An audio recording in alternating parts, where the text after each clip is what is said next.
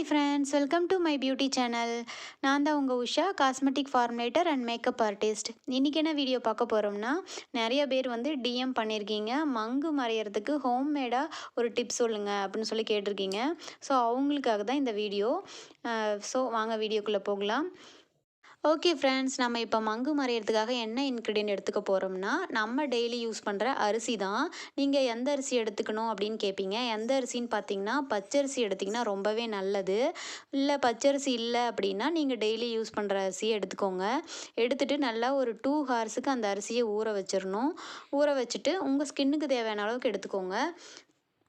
பாருங்கள், இந்த மாதிரி அரிசி வந்து உடஞ்சி வரணும். இந்த ஸ்டேஜில் நீங்கள் மிக்சியில் போட்டு நல்லா கிரைண்ட் பண்ணிக்கணும். இதோ இப்படி கிரைண்ட் பண்ணிக்கோங்க.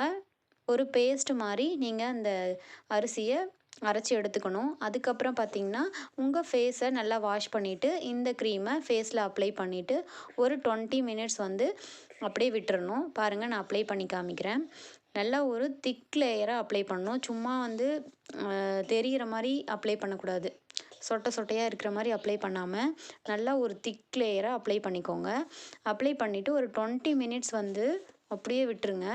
அப்படியே விட்டுட்டிங்கன்னா அது நல்லா காஞ்சிரும். காஞ்சதுக்கப்புறம் நீங்கள் மைல்டு மசாஜ் கொடுத்து வாஷ் பண்ணிக்கோங்க. அவ்வளோதான். நான் கொஞ்ச நேரம் தான் வச்சுருந்தேன், வீடியோக்காக தான் நான் அப்ளை பண்ணி காமிச்சேன். ஸோ நீங்கள் வந்து 20 மினிட்ஸ் விட்டுறணும், சரிங்களா?